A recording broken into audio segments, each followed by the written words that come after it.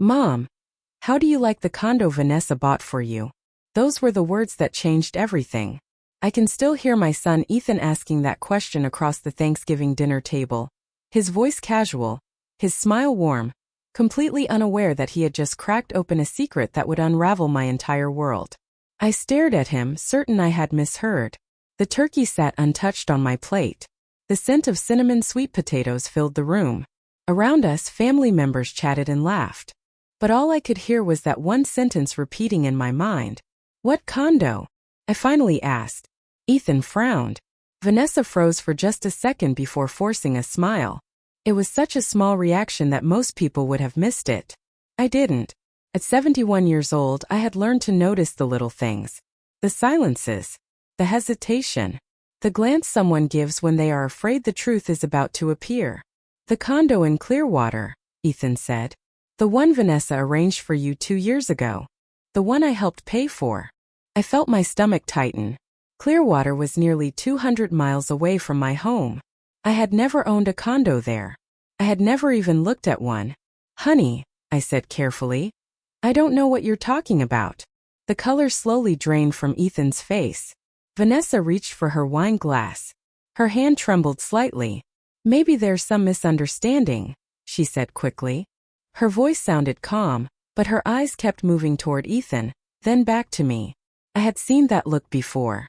People wear it when they are trying to stay ahead of a lie. The rest of dinner passed in a strange fog. Conversations continued around me, but I barely heard them. My mind kept circling the same questions. Why did my son believe I owned a condo? Why was Vanessa so nervous? And why did I suddenly feel as though I was missing a piece of my own life? For the last 2 years, I had been helping them whenever they needed it. Vanessa often called about overdue bills, unexpected expenses, or temporary financial setbacks. I never complained. I wrote checks. I paid utility balances.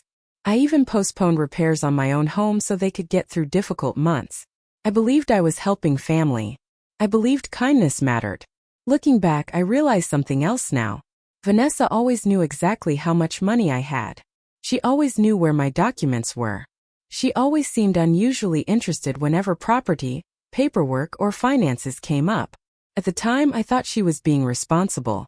Sitting there at that Thanksgiving table, I began to wonder if I had been wrong all along. That night I barely slept. Long after everyone left, I sat alone in my living room staring at old family photographs. My late husband's picture rested on the mantel above the fireplace. For 35 years, this house had been our safe place. Our dream. Our legacy. Just before midnight, I made a decision.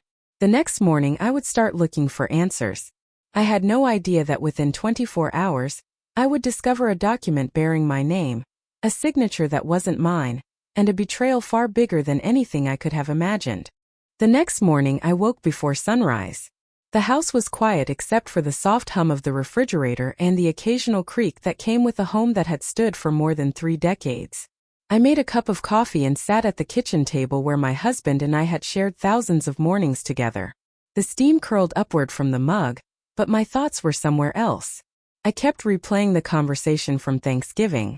Ethan had not sounded confused. He had sounded certain. That was what troubled me most. My son truly believed a condo existed. He truly believed money had been set aside for me. And somehow I knew neither of those things were true. As the sun slowly brightened the backyard, I began looking through my records. I opened filing cabinets, sorted through folders, and checked every document I had saved over the years. Property tax statements, insurance policies, utility bills, bank records. Everything was exactly where it should have been. There was no condo, no transfer paperwork, no hidden account. Nothing. By mid-morning, my dining table was covered with stacks of paper. Looking at them, I felt a strange mixture of relief and fear. Relief because I knew I had not forgotten something important. Fear because it meant somebody else was wrong. Around noon, I opened my checkbook register. That was when I noticed a pattern I had ignored for far too long. Vanessa had been asking for help more often than I remembered. Small amounts at first. $400. $600. A utility payment here. Car repair there. Then larger requests. Emergency expenses. temporary shortages, unexpected bills. Looking at the numbers lined up across 2 years, I realized I had given her tens of thousands of dollars. Not once had I questioned it. She was family. Family helps family. At least that was what I had always believed. I remembered every conversation. Vanessa always sounded grateful. She always promised things would improve soon. She always said it was just temporary. Yet somehow the emergencies never ended. The more I thought about it, the more details surfaced. Vanessa often asked unusual questions. She wanted to know where important papers were stored. She asked about my property taxes. She once offered to organize my filing cabinet while visiting for the weekend. At the time it seemed thoughtful. Now those memories felt different. Like puzzle pieces turning over and revealing a darker image underneath. By early afternoon, I made another discovery. Several pieces of mail were missing from a box where I normally kept old correspondence. I could not say exactly when they disappeared. Months ago, perhaps longer. But I knew they had been there. I sat back in my chair and stared at the empty space. For the first time, a cold feeling settled into my chest. This was no longer about confusion. It was no longer about a misunderstanding. Something had happened. Something deliberate. As evening approached, I gathered my documents into neat stacks and placed them back into their folders. Then I wrote down 3 places I planned to visit the next day. The bank, the county records office, and the property assessor's office. I wanted facts, not guesses. I wanted records, not explanations. Because somewhere between the bills I had paid and the promises I had trusted, a piece of my life had disappeared. And I intended to find it. The following morning felt colder than the day before, even though the weather forecast promised clear skies and temperatures near 70 degrees. I left the house shortly after 8 o'clock carrying a folder filled with documents and a notebook where I had written every question that kept me awake during the night. My first stop was the bank. The young woman at the customer service desk greeted me politely and helped me review several years of account records. We spent nearly an hour looking through deposits, transfers, and archived statements. By the end of it, one thing was clear. No money connected to a condo had ever entered my accounts. No large property-related deposits. No special trust fund. Nothing. Ethan believed he had been helping me. The records showed otherwise. I thanked the employee and walked back to my car feeling even more unsettled. The county records office was only 15 minutes away. It sat inside an older brick building near the courthouse square. I had been there years earlier after my husband passed away, but I had not returned since. Inside, the air smelled faintly of paper and furniture polish. A clerk directed me to a public records terminal and showed me how to search property filings. My fingers felt stiff on the keyboard as I entered my address. For a moment, everything looked normal. The property description matched my home. The tax records appeared unchanged. Then I noticed a more recent filing date. My heart skipped. There was a document I did not recognize. I clicked on it. The image loaded slowly. At first I could not understand what I was seeing. Then the words became clear. It was a transfer document connected to my property. My name appeared on the page. So did a signature that looked remarkably similar to mine. I stared at it for several seconds. The shape was familiar. The slant was similar. But it was not my handwriting. The longer I looked, the more obvious it became. Someone had copied my signature. They had come close. Close enough that most people would never question it. But I had signed documents for decades. I knew every curve and every stroke of my own name. This was an imitation. Careful one. But still an imitation. I felt a chill move through me. The clerk noticed my expression and asked if everything was all right. I managed a smile and said I was simply reviewing old records. Inside, however, my thoughts were racing. Who had access to my signature? Who had access to my documents? The answer came far too quickly. Vanessa. Over the years, she had handled birthday cards, family paperwork, insurance forms, and holiday planning documents. She had seen my signature countless times. That realization alone was disturbing enough. Then I looked lower on the page. The filing listed a mailing contact connected to the transaction. My eyes narrowed. I recognized the address immediately. It belonged to a post office box less than 10 miles from Ethan and Vanessa's neighborhood. I printed the record and slipped it into my folder. As I walked back toward the parking lot, another memory surfaced. About 18 months earlier, Vanessa had insisted on helping me organize important household papers. She spent nearly an entire afternoon sorting files in my home office while I prepared lunch. At the time, I had considered it a kind gesture. Standing beside my car now, I wondered if that afternoon had been the beginning of something far more calculated.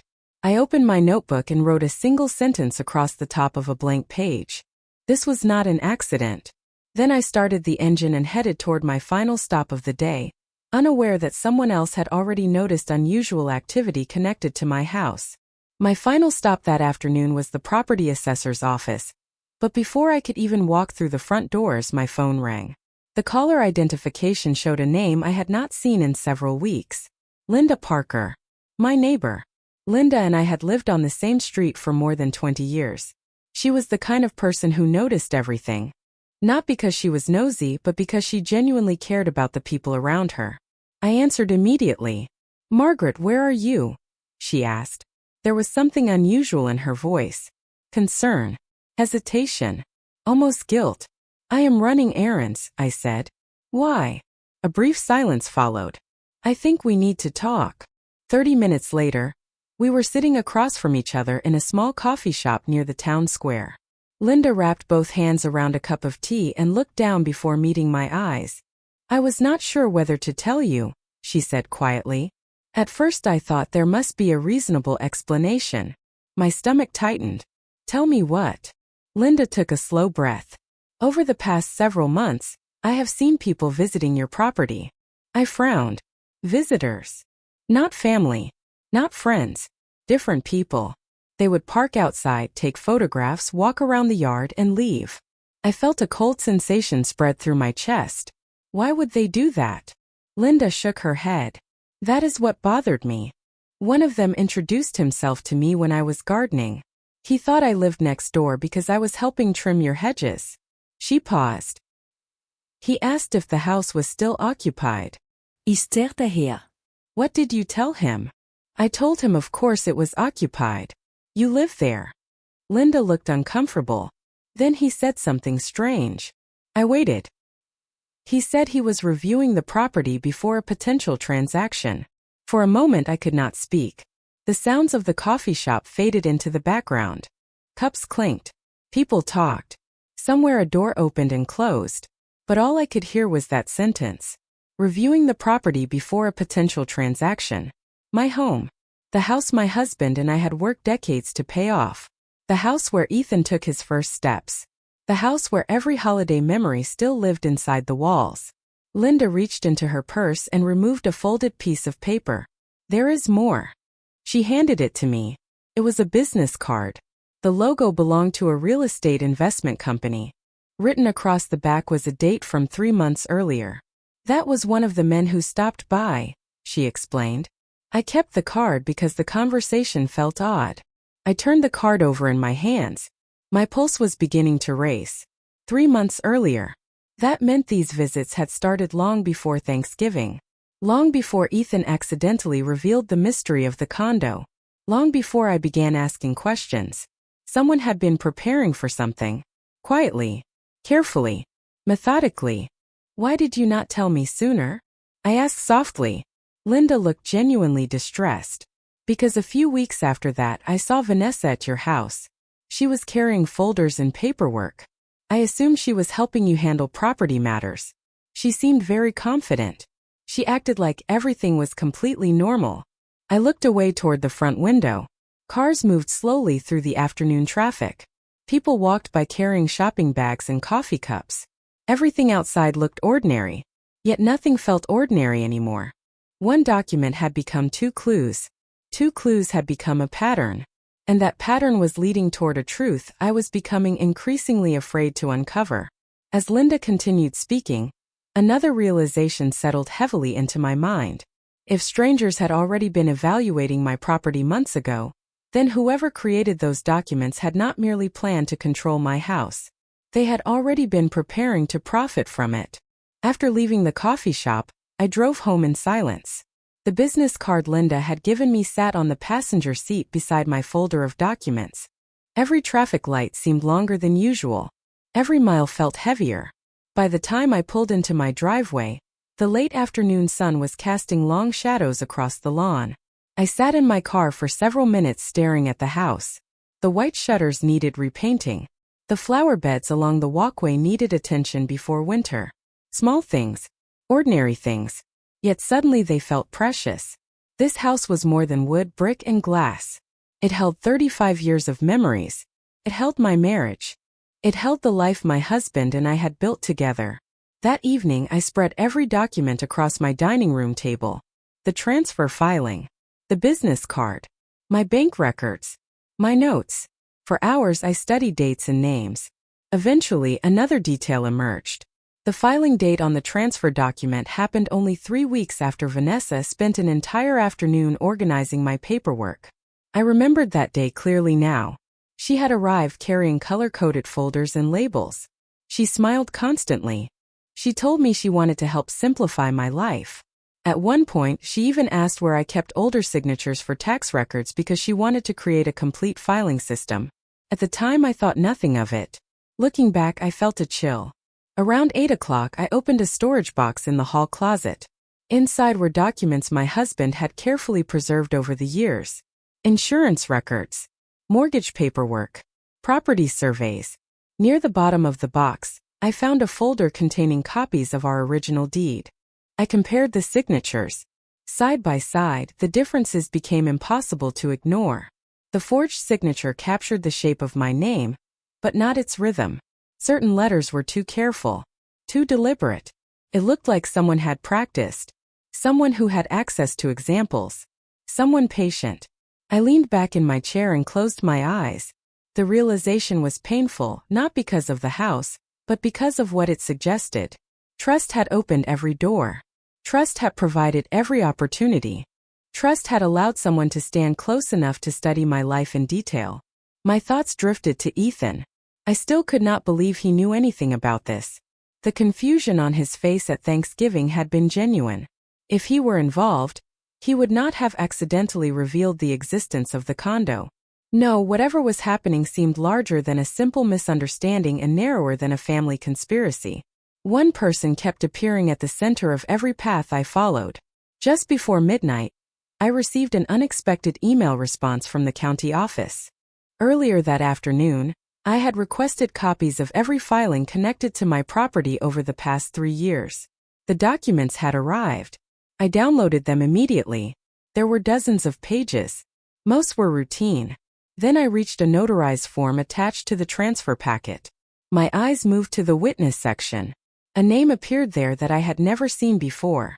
But the address listed beneath it stopped me cold. The witness lived less than 2 miles from Vanessa's neighborhood. I barely slept that night. The witness address remained on my laptop screen long after midnight. Every time I closed my eyes, new questions appeared. Who was this person?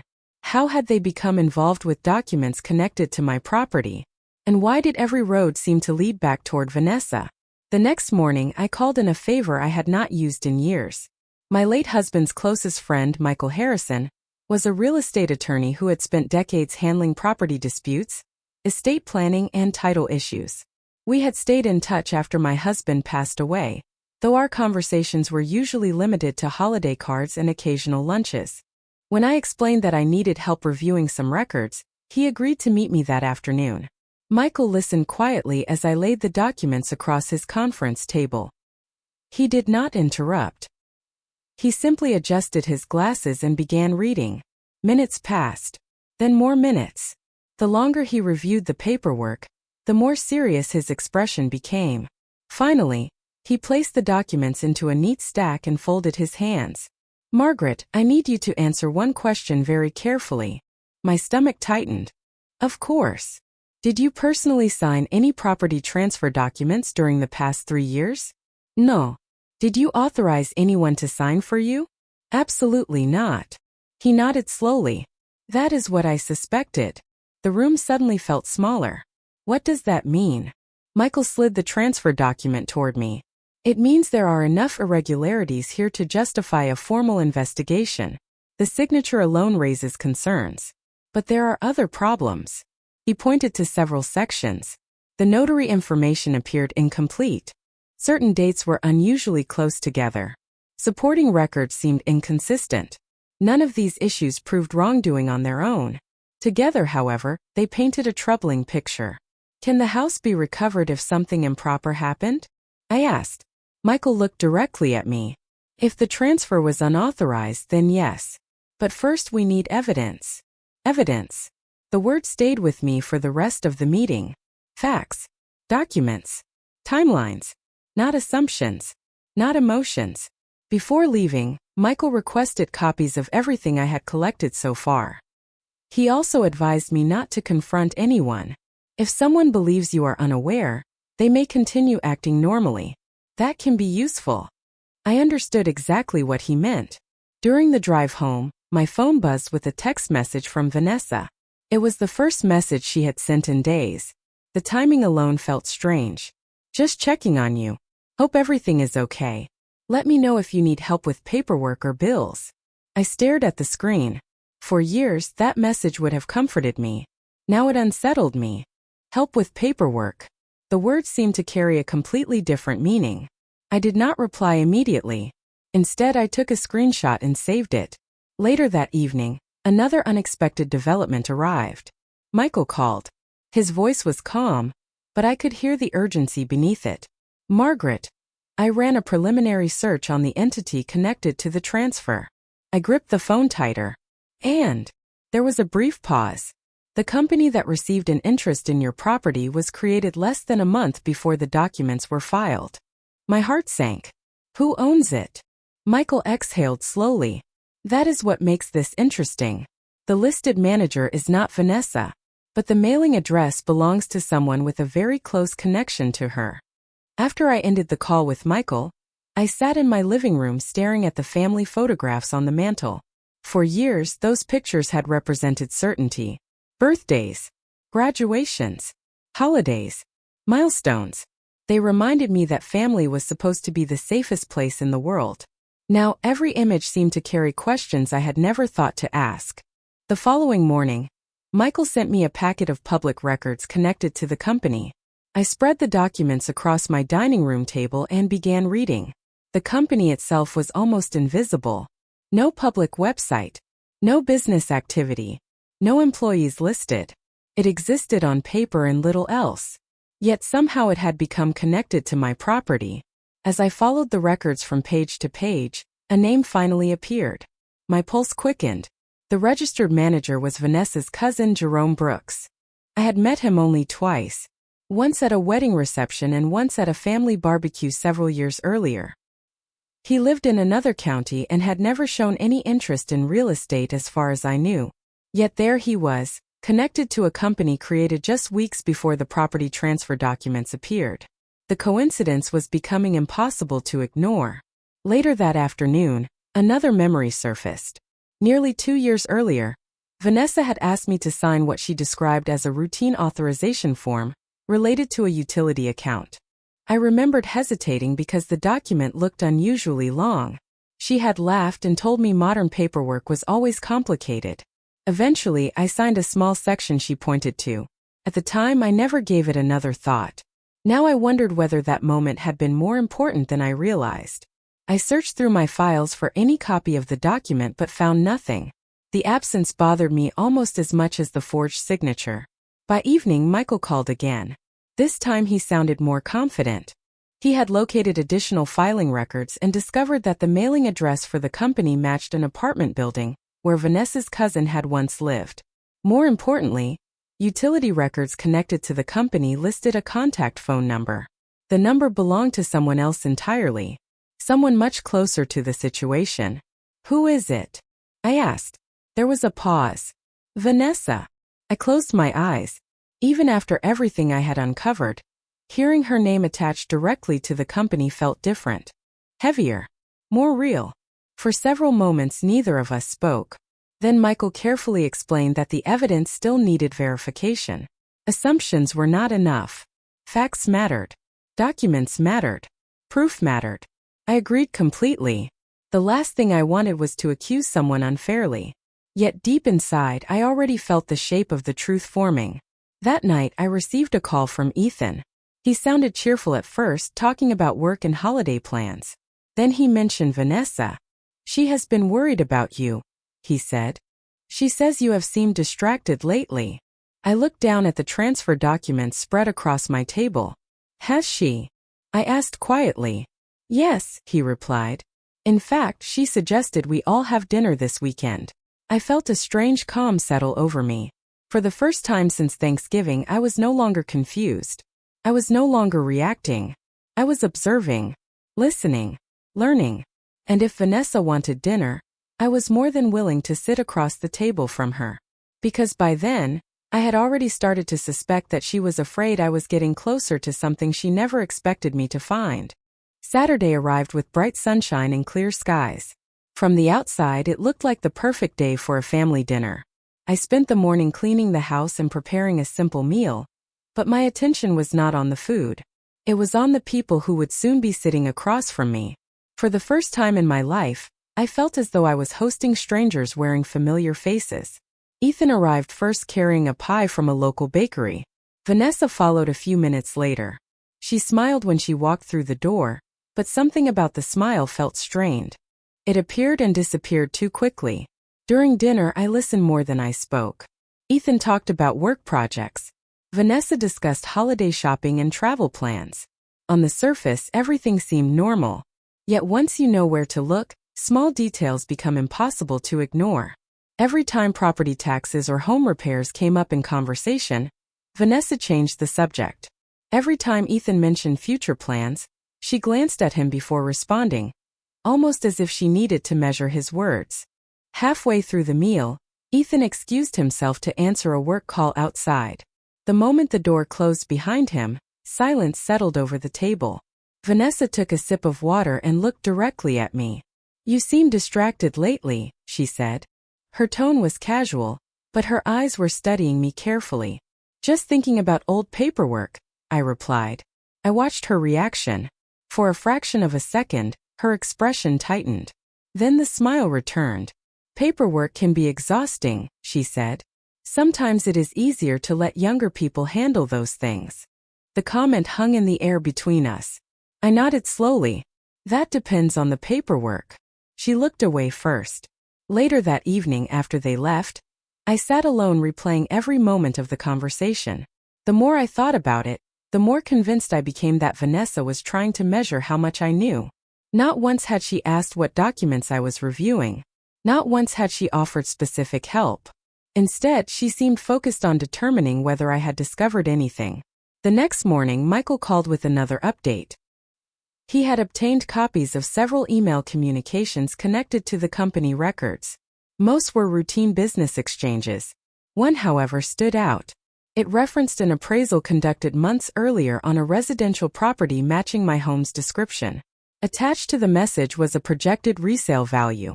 I felt sick reading it. The numbers confirmed what Linda had suspected from the beginning. Someone had not merely transferred an interest in my property. They had been preparing to sell it. Quietly, methodically, long before I ever started asking questions. Then Michael told me one final detail. The appraisal request had been submitted using an email account that contained Vanessa's first name and birth year. As I stared at the printed pages on my dining room table, a painful realization settled over me. The evidence was no longer pointing in one direction. It was beginning to form a complete map. And at the center of that map stood the person I had trusted as family for more than a decade. For several days, I focused on gathering facts instead of confronting anyone. The temptation to call Ethan and tell him everything was strong. But Michael continued to remind me that timing mattered. Evidence first. Conversations later. The more I learned, the more I understood why. Early that week, Michael arranged for a handwriting specialist to review copies of the transfer documents. I expected the process to take weeks. Instead, a preliminary opinion arrived within days. The conclusion was careful but unmistakable. The signature on the transfer form showed multiple indicators of simulation. In simple terms, someone had tried to reproduce my handwriting rather than obtaining an authentic signature. I read the report 3 times. Each time the same sentence stood out. The signature was probably not genuine. Probably. It was not a dramatic word. It was not emotional. Yet it carried enormous weight, because it transformed my suspicions into something far more serious. That afternoon, I walked through the house room by room. Not because I needed to, because I wanted to remember. The family room where Ethan built blanket forts during snowstorms. The kitchen where my husband and I danced while waiting for holiday dinners to finish cooking. The hallway where pencil marks still measured Ethan's height from elementary school. Every corner held memories. Every room represented years of sacrifice. I realized then that whoever planned this never truly understood what they were trying to take. They saw market value. I saw a lifetime. The next breakthrough came unexpectedly. Linda called and asked if she could stop by. When she arrived, she carried a small envelope. "I almost threw this away," she said. Inside was a flyer left months earlier by a property investment company. At first glance it seemed ordinary. Then I noticed the address printed on the front. My address. The company had been soliciting interest related specifically to my property. More importantly, the flyer contained a direct contact number. Michael immediately investigated it. Within 24 hours, he called with another discovery. The number connected to a representative who remembered discussing the property with a woman matching Vanessa's description. According to the representative, she presented herself as someone authorized to handle future transactions involving the home. I sat silently as Michael explained what he had learned. Every new fact seemed to remove another layer of doubt. Yet one question still haunted me. Why? Vanessa and Ethan had stable jobs. They lived comfortably. They were not struggling to survive. Then another memory surfaced. About a year earlier, Vanessa had become obsessed with luxury real estate videos online. She talked constantly about larger homes, gated communities, and investment opportunities. At the time, I dismissed it as harmless dreaming. Now those conversations felt different. Suddenly they seemed connected to a plan that had been forming for years. Later that evening, Michael called one final time. His voice was calm, but there was a new certainty behind it. "Margaret, I think we are close to understanding the entire picture." I gripped the phone tightly. "What did you find?" There was a pause. Then he said something that made my heart sink. "A property sale meeting may already be scheduled. And if the records are accurate, it is happening much sooner than anyone expected."